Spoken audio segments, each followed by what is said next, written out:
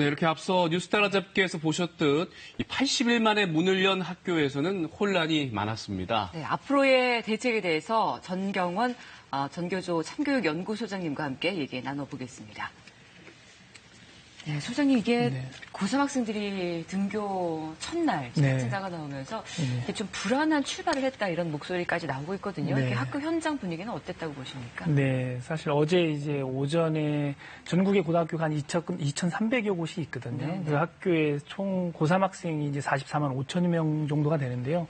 학생들이 첫날 등교하면서 확진자가 또 고3에서 발생을 했잖아요.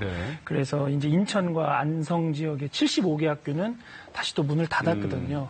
이런 상황이 발생하면서 선생님들은 사실 이제 방역과 수업이라는 이제 두 마리 토끼를 잡아야 되는 상황에서 굉장히 초긴장 상태에서 등교 개학을 맞이했는데 반갑고 설레기도 하지만 사실은 이게 사회적 감염으로 이제 사회로 확산되는 것에 대한 두려움이 있었기 때문에 아주 긴장된 상황에서 어제 등교 개학을 맞이했습니다.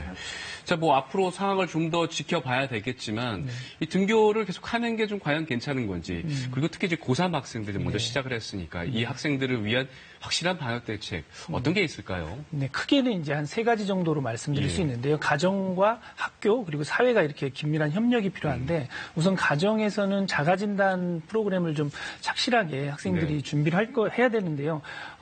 예를 들면 자가진단할 때 체온기로 재서 섭씨 37.5도 이상이 나오면 등교 전에 하는 거죠? 네, 학교 집에서 하는 거죠. 이제 가정에서 좀 협조가 필요한데 그래서 37.5도 이상이 체온기로 측정이 된다면 등교를 하면 안 되는 상황이 이제 벌어진 거죠. 그리고 기침이라든지 뭐 인후통 또 호흡곤란, 뭐 설사 이런 신체적인 증상이 있을 때는 등교를 하지 않는 게 원칙입니다. 그래서 자가진단을 먼저 가정에서 철저히 한 다음에 이제 학교에 등교한 뒤에는 마스크 착용이라든지 또 거리 유지, 그다음에 점심시간과 그다음에 쉬는 시간에 학생들의 동선을 또 잘 체크를 해야 될 필요가 있고요. 또 이제 긴급 상황 발생했을 때는 지자체와 지역사회에서 연계해서 119 긴급 후송 체계라든지 병원과의 연계 이런 것들이 중요한 상황이 됐습니다. 네. 이제 고3 학생들 얘기를 좀 더 해봐야 될 것 같은데요. 오늘 전국 연합 학력 평가가 실시된다고 하던데 이게 사실상 올해 첫 수능 모의 평가지 않습니까?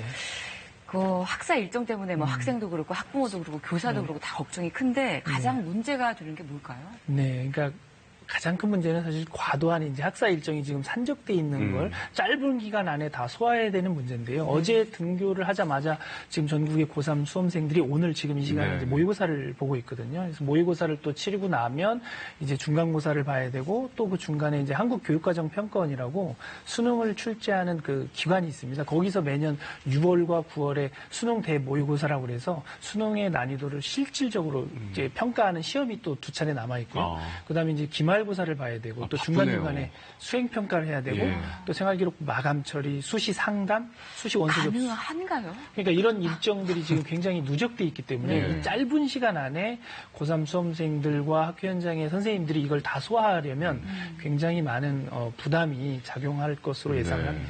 걱정도 되고요. 근데 대입도 좀 살펴보겠습니다.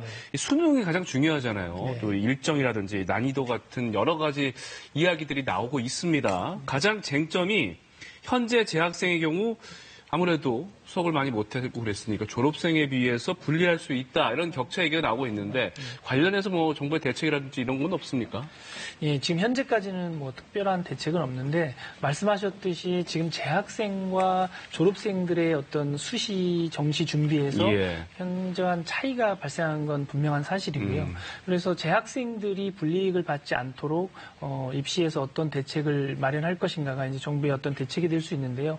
예컨대 뭐 수시 입시를 앞두고 지금 이제 생활기록부 문제가 등교가 어제 시작됐고 이 과도한 학사 일정 때문에 정상적으로 기록하기 어려운 상황이 된다면 공평하게 예를 들면 2학년 2학기까지 4개 학기를 기준으로 수시 전형을 치른다거나 다양한 어떤 대안들이 있을 수 있는데 구체적인 대안에 대해서는 아직 발표된 바는 없습니다. 논의 중이라는 거죠. 당장 다음 주 일정만 봐도 이제 초등학교 1, 2학년 학생들이 이제 개학을 하고 순차적으로 이제 학교에 가게 되는데 고3 학생들보다 어린 학생들은 더 챙겨야 될 게 많잖아요. 네. 스스로 챙기지 못할 때 어떤 대책이 필요할까요? 일단 그 초등학교 저학년 학생들은 특히 온라인 교육 시스템에서는 옆에서 누군가가 돌봐주는 보호자가 없을 때는 학습 효과를 기대하기 굉장히 어렵거든요. 네.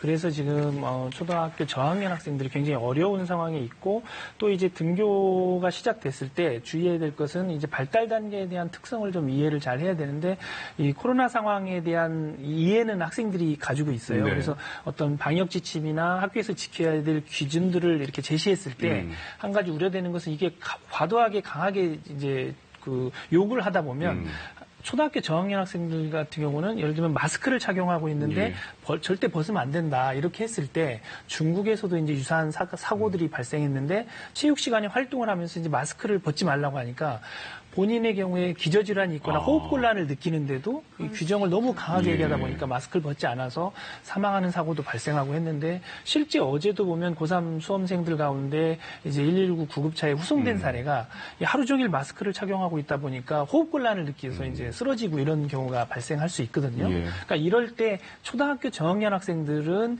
조금 융통성 있게 유연하게 어떤 사전 안전 교육을 해서 본인이 실제 호흡에 곤란을 느끼거나 어려운 상황이 발생하면 친구들이 많지 않은 지역으로 우선 이동해서 마스크를 벗고 호흡 곤란을 해소하고 또 주변의 친구들은 누군가가 힘들어하는 친구가 있을 때는 신속하게 담임 선생님이나 보건 선생님에게 상황을 알려서 조치를 받을 수 있는 이런 안내에 대한 사전 교육이 초등학교 저학년 학생들에게는 필요한 상황입니다. 알겠습니다. 자, 등교 수업을 시작한 학교 상황과 또 관련해서 방역 대책까지 좀 살펴봤습니다. 네. 잘 들었습니다. 네, 그렇습니다.